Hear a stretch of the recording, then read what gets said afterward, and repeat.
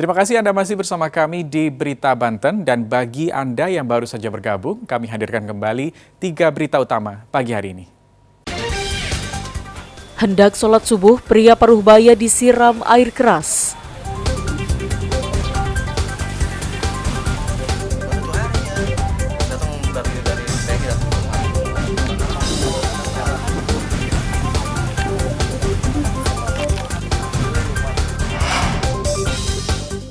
Seorang pemuda di kota Tangerang tega aniaya wanita lansia.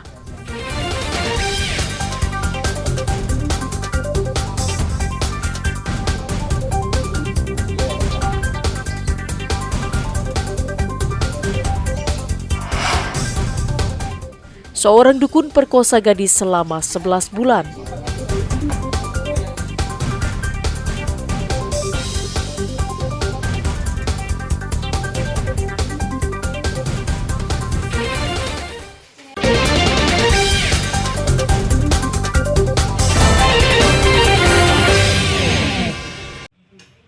Petugas pemadam kebakaran Kabupaten Lebak menangkap ular jenis king cobra di salah satu rumah warga di Kelurahan Muara Ciujung Barat, Kecamatan Rangkas Bitung, Kabupaten Lebak. Menggunakan alat bantu penjepit ular, akhirnya ular king cobra dengan panjang 2 meter tersebut dapat ditangkap oleh petugas. Selanjutnya, kepala ular ditutup dengan lakban dan langsung dimasukkan ke dalam karung. Keberadaan ular kobra pertama kali ditemukan oleh anak-anak yang sedang bermain. Karena pemilik rumah ketakutan, langsung melaporkan peristiwa tersebut ke petugas Damkar Lebak. Prosesnya awalnya ular tersebut ditemukan oleh anak-anak yang sedang bermain. Karena memang merasa ketakutan pemilik rumah, akhirnya mengepung ular tersebut sehingga ular terpojok di pinggir rumah. Itu prosesnya pakai apa, Pak? Kita mengevakuasi menggunakan tongkat ular, sehingga kita mudah untuk menangkapnya. Selanjutnya, ular king cobra yang berhasil ditangkap akan diserahkan ke pihak Balai Konservasi Sumber Daya Alam atau BKSDA Provinsi Banten. Ariel Maranus dan Saipul melaporkan dari Kabupaten Lebak.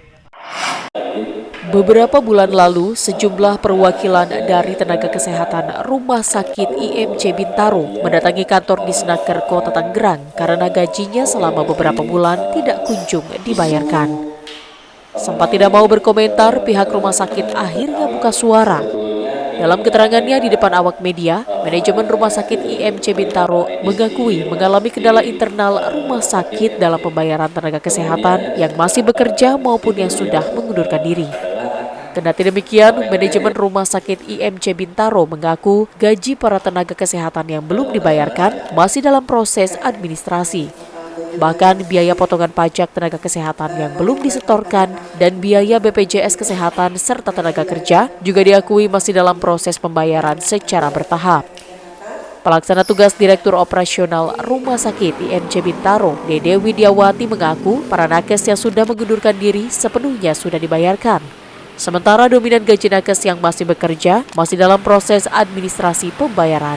Kita sudah bayarkan gaji yang keluar, kita sudah selesai membayarkan, Mas.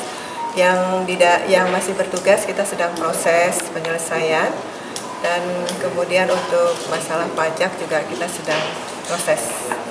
Pihak manajemen Rumah Sakit IMC Bintaro juga mengaku akan menghormati proses hukum yang sedang berjalan perihal laporan secara perdata maupun pidana yang dilayangkan oleh para tenaga kesehatan ke Polda Metro Jaya terkait gaji tenaga kesehatan yang tidak dibayarkan. Ariel Maranus dan Syabudin Atar melaporkan dari Tangerang Selatan. Sebagai pilar keempat demokrasi, wartawan memiliki peran untuk ikut menjaga negara dari kabar dan informasi sesat yang tersebar di media sosial. Karena jika terus dibiarkan, informasi sesat atau hoaks bisa memecah belah masyarakat.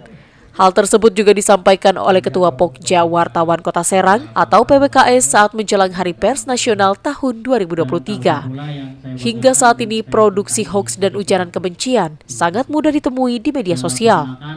Berita-berita hoaks biasanya menyudutkan sosok dan kelompok tertentu guna kepentingan pembuat hoaks sehingga masyarakat dirugikan karena tidak mendapatkan kabar utuh. Dengan hadirnya pers, diharapkan informasi bohong dapat diimbangi melalui verifikasi dan validasi dalam menyuguhkan kabar yang berimbang secara utuh kepada publik. Selain pelaksanaan deklarasi untuk melawan hoaks jelang pelaksanaan pemilu 2024, saat menggelar HPN tahun 2023, anggota PWKS juga menggelar beberapa kegiatan lainnya seperti santunan anak yatim, saresehan bersama dengan Forkopimda Kota Serang, dan penandatanganan Fakta Integritas Lawan Hoaks.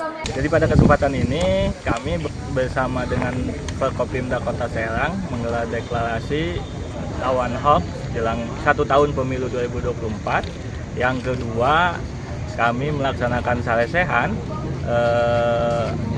masukan dari Forkopimda terkait dengan kerja-kerja jurnalistik yang selama ini bersentuhan langsung dengan mereka di lapangan.